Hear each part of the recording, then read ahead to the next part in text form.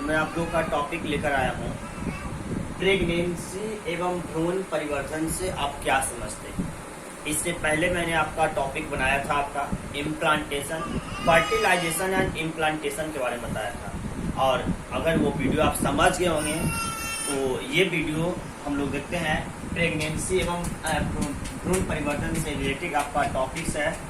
जिस तरह से आपको बताया जा रहा है, कॉपर्स ल्यूटियम है, कॉरियोनिक विलाई है, प्लासेंटा है, इधर है आपका अम्बिलिकल कॉर्ड है। ये सारे आपका शॉर्ट क्वेश्चन इससे हैं और ऑब्जेक्टिव क्वेश्चन बहुत सारे इससे आपका आउट होंगे।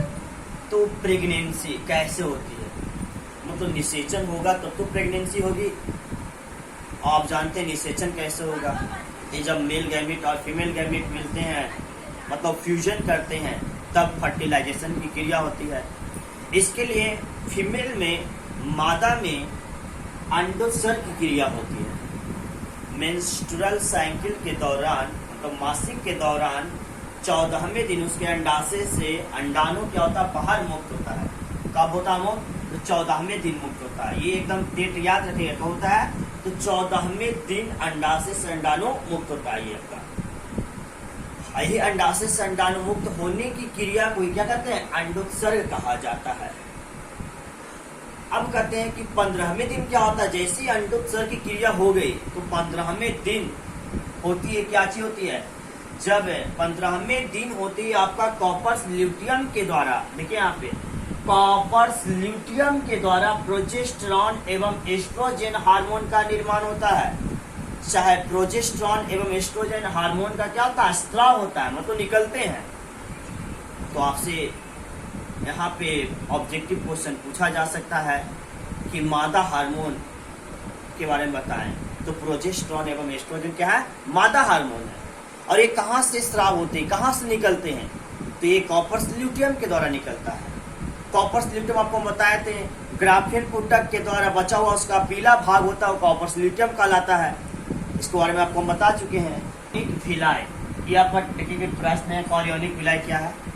तो इम्प्लांटेशन के बाद ट्रोफोब्लास्ट से अंगुलीनुमा संरचनाएं निकलती है, जिसे कॉरियोनिक विलाई कहते हैं।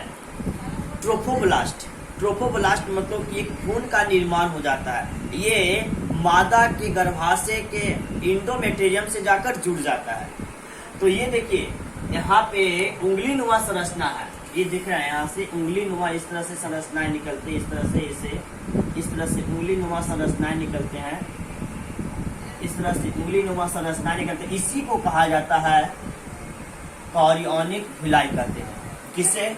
तो बताएं आपको फिर से, इम्प्लांटेशन क्या है, मतलब मादा जो भ्रूण जो है मादा के गर्भाशय से जुड़ जाता है। ये गर्भाशय का भाग है, ये जो भाग देख रहे हैं गर्भाशय से, इधर क्या है, ब्लड है, इधर द्रव्य पदार्थ होते हैं इसमें। तो उंगलीनुमा संरचना, ट्रोफोब्लास्ट से उंगलीनुमा संरचनाएं निकलती है, जिससे कॉरियोनिक विलाई कहते हैं। अब कहता है प्लासेंटा क्या है, प्लासेंटा क्या कहता है, प्लासेंटा क्या है, प्लासेंटा। तो ये जो उंगलीनुमा संरचनाएं हैं, ऐसे कहा जाता है कि ये उंगलीनुमा संरचनाएं और गर्भाशय के क्षेत्र को, जो उंगलीनुमा संरचनाएं देख रहे हैं, ये जो गर्भाशय का जो क्षेत्र देख रहे हैं, इसे ही कहा जाता है कौन चीज, प्लासेंटा कहा जाता है। मैंने लेकिन आपको अलग तरह से कुछ बताने का कार्य किया प्लासेंटा के बारे में। तो क्या बताया है, देखिए, वैसा उत्तक जिसके द्वारा विकसित होता हुआ भ्रूण, वैसा उत्तक जिसके द्वारा विकसित होता हुआ भ्रूण माता के शरीर से जुड़ा हुआ होता है, माता के शरीर से जुड़ा हुआ होता है, जिसे प्लासेंटा कहा जाता है। आपको मैंने बताया, देखिए ये जो विकसित हो रहा है, जो भ्रूण है, यहाँ पे शिशु जो है देख रहे हैं, तो माता के जो संरचना से जुड़ा हुआ होता है, शरीर से जुड़ा हुआ होता है, इसी को प्लासेंटा कहा जाता है। यही प्लासेंटा के द्वारा ही ये क्या होता है, प्लासेंटा के द्वारा ही भ्रूण को माता से पोषण एवं ऑक्सीजन की प्राप्ति होती है। इसके द्वारा भ्रूण को माता से पोषण एवं ऑक्सीजन की प्राप्ति होती है। आपको ऑब्जेक्टिव यहाँ पे प्रश्न पूछा जा सकता है। मेडिकल में कितना बार क्वेश्चन पूछा गया आपका कि भ्रूण को पोषण एवं ऑक्सीजन की प्राप्ति किसके द्वारा होता है।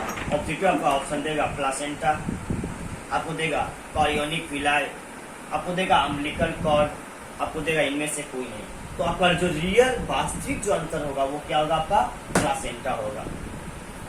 देखिए बाकी दोनों तीनों जो हमने बताया आपको, प्लासेंटा, कोरियोनिक मिला है, अम्बिलिकल कॉर्ड, तीनों प्लासेंटे से जुड़ा है, लेकिन रियल जो इसका आंसर होना चाहिए क्या होगा, प्लासेंटा आपका होगा। अब आते हैं अम्बिलिकल कॉर्ड, देखते हैं अम्बिलिकल कॉर्ड, देखते हैं क्या है। तो ये जो प्लासेंटा से एक डोरीनुमा संरचना होता है, भ्रूण या फीटस प्लासेंटा के जिस डोरीनुमा संरचना से जुड़ा हुआ होता है, इस डोरीनुमा संरचना को ही कहा जाता है अम्बिलिकल कॉर्ड कहते हैं। ये भी प्रश्न बहुत बार एग्जाम में आपको बोर्ड मॉडल 12 में पूछे जा चुके हैं कि अम्बिलिकल कॉर्ड क्या है। तो भ्रूण या फीटस प्लासेंटा के जिस डोरीनुमा संरचना से जुड़ा हुआ होता है उसे अम्बिलिकल कॉर्ड कहते हैं। देखिए यहाँ पे ये अम्बिलिकल कॉर्ड है, इसे देखिए डोरीनुमा इस तरह से संरचना जुड़ा होता है। मतलब जब प्रसव की क्रिया होती है, शिशु मतलब गर्भ से क्या होता है, बाहर जब निकलता है तो इसी डोरीनुमा संरचना को कट किया जाता है, इसी डोरीनुमा संरचना को, और शिशु को इस तरह से मतलब की प्राप्ति की जाती है।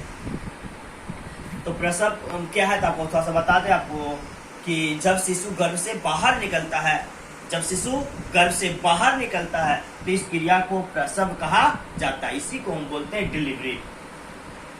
अब यहाँ पे अम्बिलिकल कॉर्ड हम लोग देख लिए कि भ्रूण या फीटस प्लासेंटा के जिस डोरीनुमा संरचना से जुड़ा हुआ होता है उसे अम्बिलिकल कॉर्ड कहते हैं। इसी के द्वारा प्लासेंटा के द्वारा हार्मोन की प्राप्ति होती है। दो हार्मोन होते हैं, एक होते हैं HCG और एक होते हैं HPL।